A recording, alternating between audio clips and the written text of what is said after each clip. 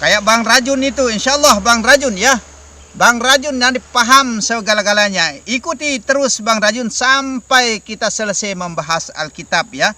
Saya dengar dari anak saya cuma dengar-dengar saya saja kalau saya tidak bisa buka YouTube jadi. Nah, itu cuma dengar saja ya. Itulah kebodohan saya. Nah, itu. Nah, maka ikuti terus Bang Rajun, insya Allah lama-lama kita akan paham maksud dan tujuan dari perkataan-perkataan di sini. Sampai selesai kita membahas Alkitab ya Bang Rajun ya, insya Allah. Jangan ikuti yang lain, jangan kita bermalas-malasan Bang Rajun. Ya, seperti inilah pesan-pesan saya khususnya kepada Bang Rajun. Insya Allah suatu saat saya akan memberikan nomor atau alamat khusus kepada Bang Rajun yang aktif menonton ya. Nah itu.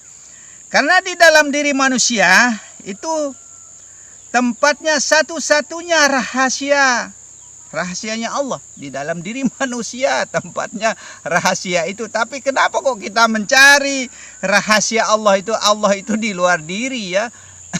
Itu di mana kebesaran Allah, di mana keagungan Allah, di mana ketinggian Allah, bukan di langit sana pada diri manusia ya. Yang menjadi rahasia pada diri itu adalah Allah sebenarnya. Bumi, langit, gunung tidak mampu menerima rahasia Allah ya. Tidak mampu menerima rahasia Allah ya. Kecuali manusia yang mampu ya. Selain manusia yang mampu menerima ismunya Allah, hanya manusia yang mampu menerima rahasianya Allah itu. Begitu. Manusia itu rahasiaku, kata Allah. Ya, kita al-insanu sirri tadi ya, manusia itu adalah merupakan rahasiaku, kata Allah.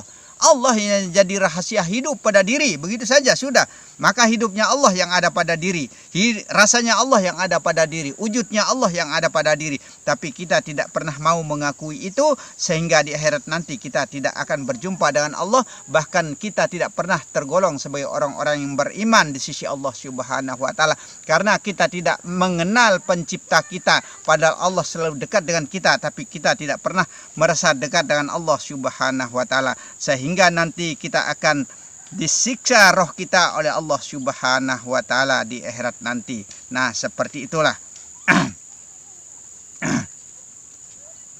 Zat, sifat, asma dan af'al ya tidak pernah berpisah dari dalam diri manusia. Nah, itu. Zat, sifat, asma dan af'al itu tidak pernah berpisah dari dalam diri manusia. Tapi kita yang memisah-misahkan diri dengan Allah, sehingga kita tidak akan berjumpa dengan Allah Subhanahu wa Ta'ala. Maka kita tidak pernah bisa tembuskan pandangan kita kepada Allah Subhanahu wa Ta'ala. Lihatlah Allah pada dirimu, lihatlah Allah pada alam sagir maupun alam kabir ini. Nyatakan Allah pada dirimu. Nah, seperti itu. Sabda Rasulullah ya. Kejarlah duniamu seakan-akan engkau kekal untuk selamanya, tapi jangan lupa akhiratmu. Kejarlah duniamu seakan-akan kita akan kekal untuk selama-lamanya. Makanya saya kejar dunia ini. Saya tanam jagung, tanam padi, tanam tomat, segala macam. Insya Allah sudah banyak ya. Tomat, cabai sudah ribu-ribu, terong sudah ribu-ribu. Insya Allah jagung pun banyak. Insya Allah kalau dekat bisa ke sini ikut makan jagung nanti. Tapi sayangnya kita jauh ya, netizen semua ini ya. Insya Allah ya. Jangan kita pelit kepada siapapun, karena kita lihat di dalam diri manusia itu adalah dirinya Allah ya. Itu. Jangan kita lihat zahirnya. Kalau zahirnya kita lihat amburadul nggak karuan, pergelimang dengan dosa, wujudnya pun wujud setan, sebenarnya wujudnya adalah wujud binatang sebenarnya, karena kelakuannya seperti binatang, seperti itu. Maka khususnya saya berpesan kepada yang ikut pengkajian di dalam mengkaji jati diri ini, dalam kemarifatan kepada Allah ini, jangan kita lakukan perbuatan-perbuatan roh hewani supaya wujud kita tidak berubah menjadi wujud hewan. Insya Allah dengan izin Allah, itulah yang harus kita perhatikan. Nah itu, maka jalankanlah perbuatan-perbuatan yang baik, murah hati, berhati mulia, kasih sayang, rahman dan rahim, sama seperti Allah menyayangi manusia atau hamba-hambanya yang ada di muka bumi ini, seperti itu. Tapi kita tidak pernah memakai Rahman dan Rahimnya Allah, maka kita selalu pelit, medit, sendidit, toralit, dan togalit. Amat sekali pelitnya kepada sesama manusia, maksudnya itu. Maka manusia-manusia yang seperti itu, manusia yang hayatun nafik, manusia yang munafik pada hidupnya, berkhianat pada hidupnya, manusia yang tidak pernah mendekat kepada Allah Subhanahu wa taala. Seperti itu.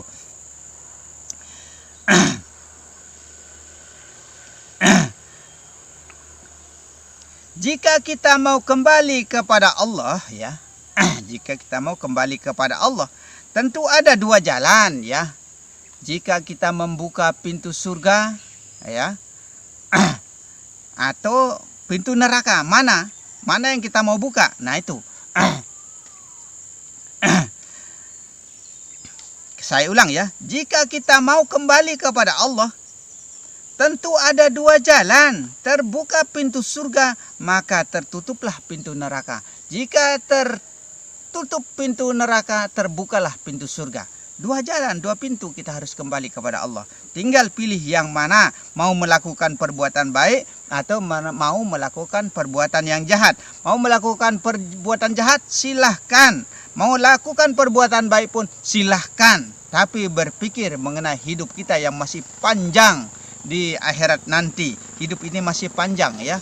Tidak hidup itu masih panjang, bukan hanya di dunia saja. Di dunia ini kita cuma hanya mampir numpang saja, ibarat orang numpang minum, ya, di dunia ini. Seperti itulah, numpang makan saja begitu. Tempat kita akan kekal abadi, yaitu kembalilah kepada pencipta kita, yaitu kepada Allah Subhanahu wa taala. Begitu. Kalamullah itu adalah firman Allah, ya.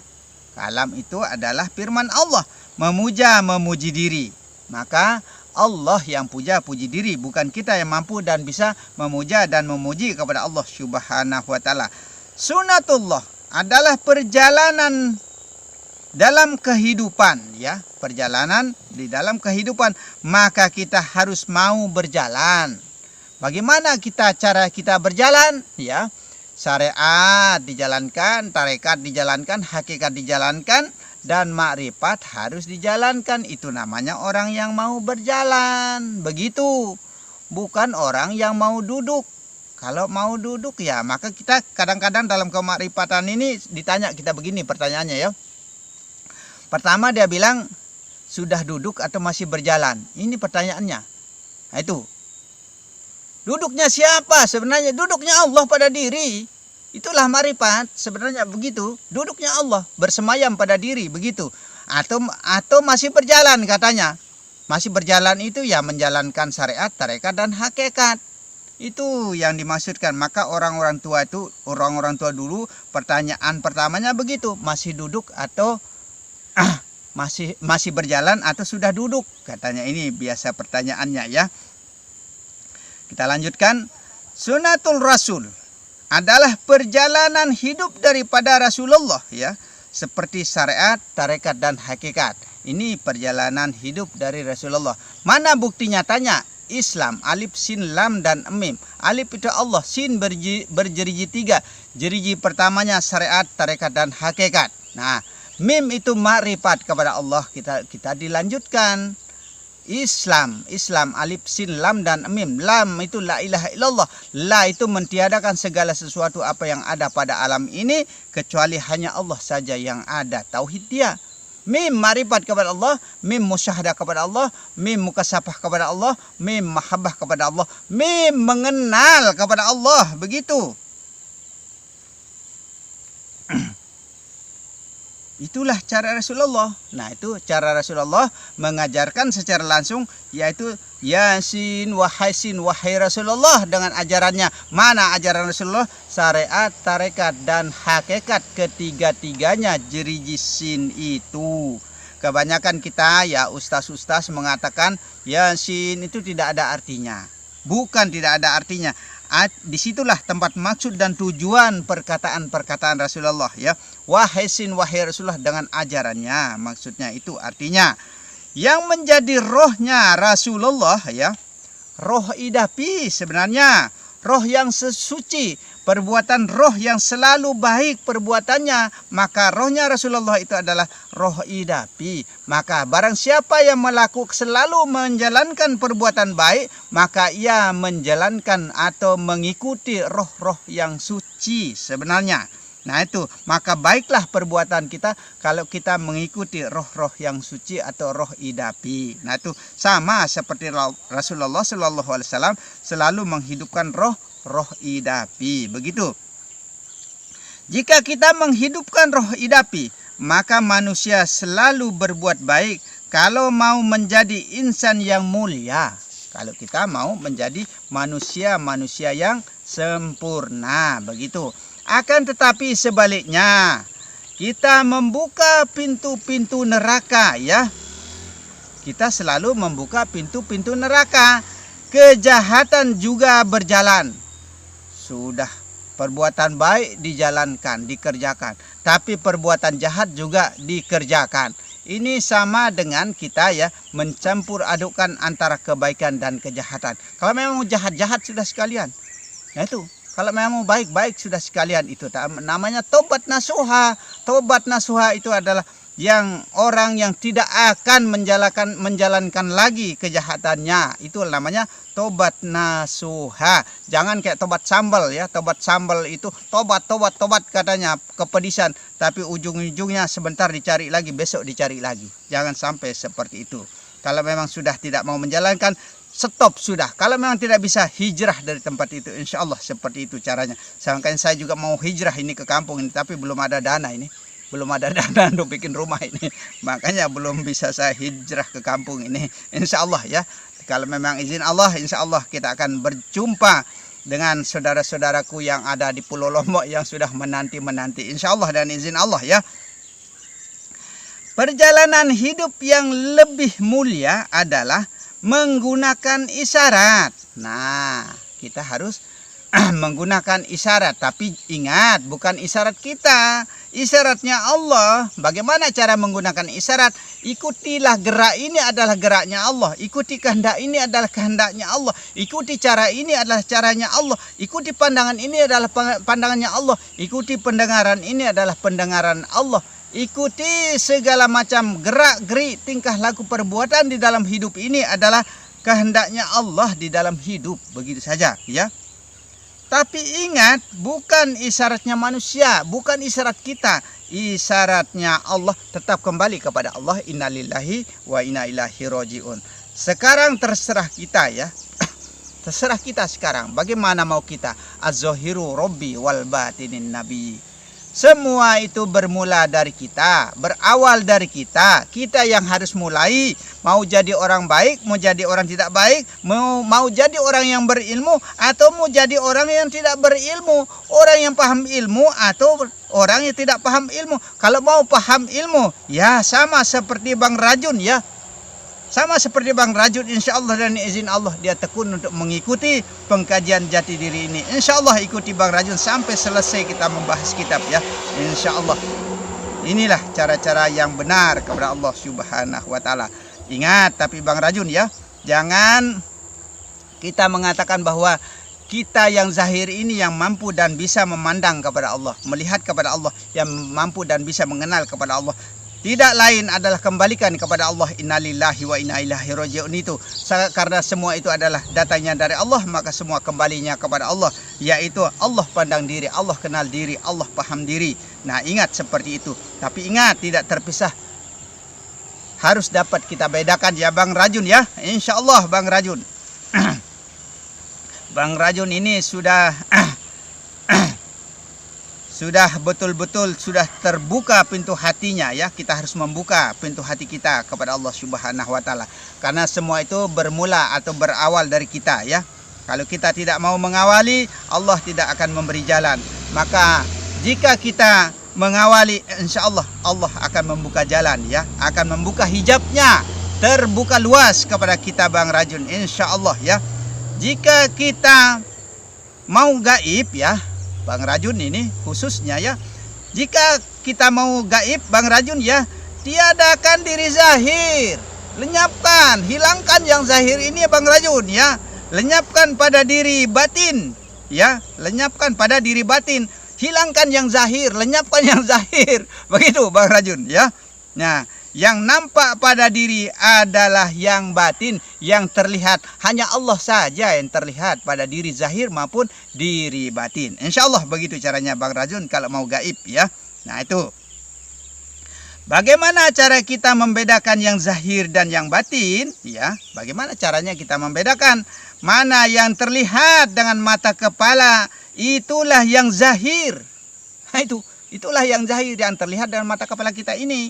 Nah itu, yang tidak nampak itulah yang batin. Itu cara membedakan ya Bang Rajun ya. Insya Allah dan izin Allah. Kita harus beretekad ya.